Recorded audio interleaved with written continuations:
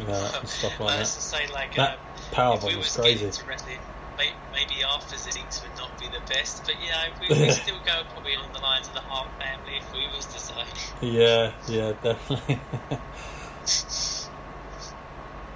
I tell you, these two laying it all out. I mean, in terms of a ladder match, one of the better ones I've seen in a long time, because ladder matches these days, I've got to say, much like everything else, comes around way too often. It's not special anymore. But I remember this night, the fact that it was an NXT one. I think this is the one. They had these matches between Neville and Bo Dallas, didn't they? They did a ladder match that was really, really good, as I recall. That was like the first ever NXT that was on the network. Right, okay. Oh, yes. Yeah, you're right. First I remember so many crazy things about that. Like, we've been waiting so long for the network, and then all of a sudden we had this massive match, and then all of a sudden Leo Kruger went to be in Adam Rose, and I was like, that was something. Yeah.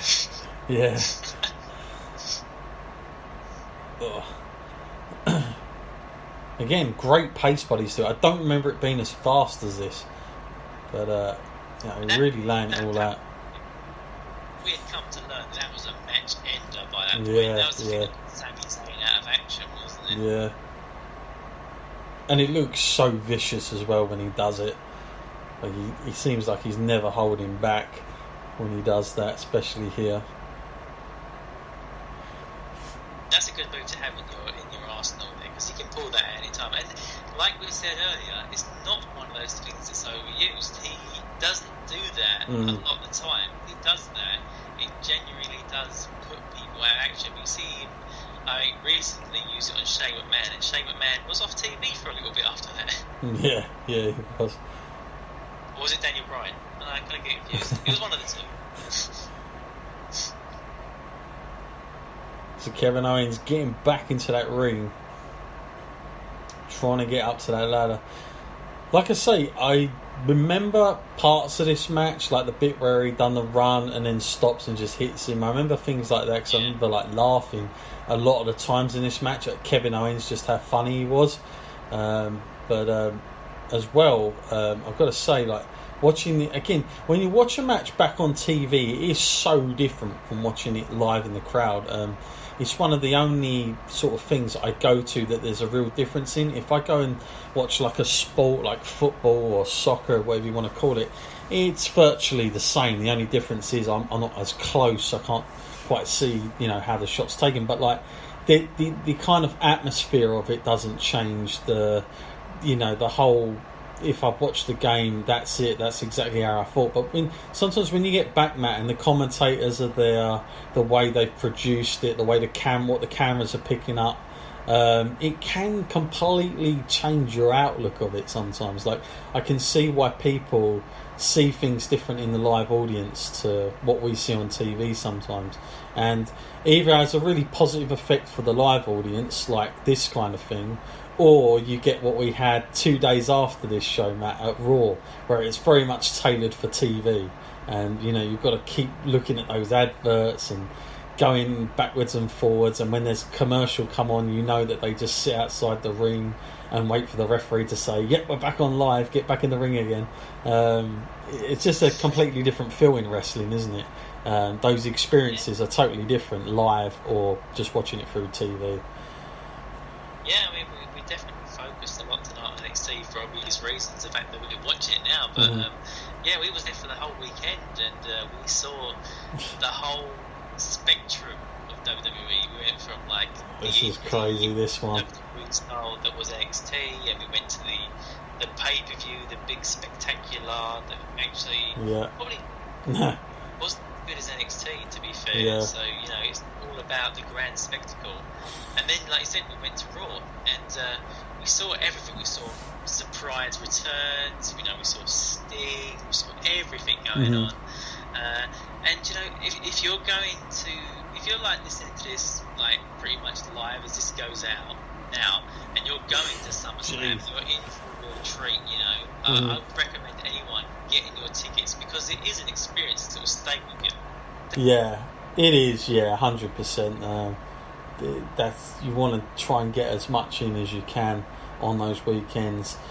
That was crazy, Finn Balor just dropping him down like that. Don't remember that part of the match at all, to be honest with you.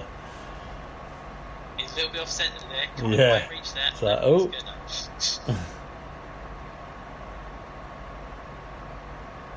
But yeah, I mean, even like in some sense, even though we're planning to go to WrestleMania, you know, that's going to be vastly different from this. Yeah, of course. 16,000 here, and what we're talking about at WrestleMania, it's astronomical. Yeah. I think you can really get lost at WrestleMania, but here it's a big enough spectacle and still on a small, not small, but you know, compared to WrestleMania, 16,000 isn't all that much, so you can still soak in the atmosphere and actually have it all focused towards you. Because I feel like if you go to WrestleMania, you know, if you're part of that huge attendance, you know, you might find yourself a little bit lost. But you know, more on that as the story develops. Because we're gonna bring you some stuff from that soon enough. Oh yeah, look at this, Finn Balor retrieving that belt.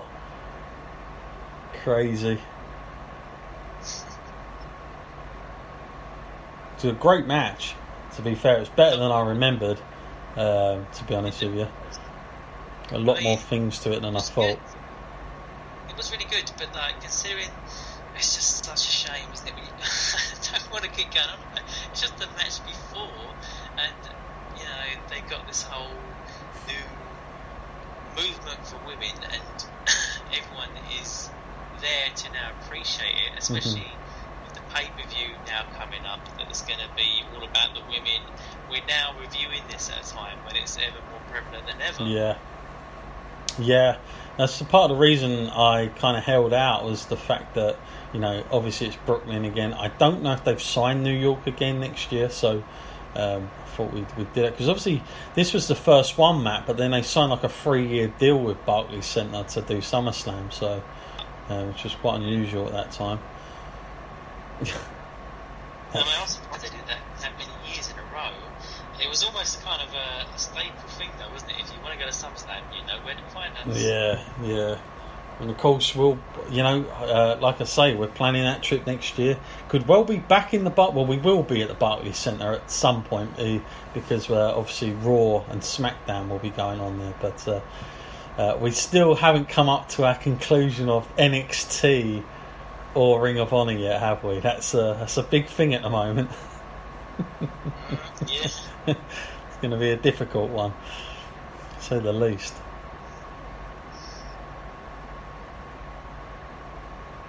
But yeah, we're looking forward to that experience. Oh yeah, definitely. You know, talking about this one being a live one.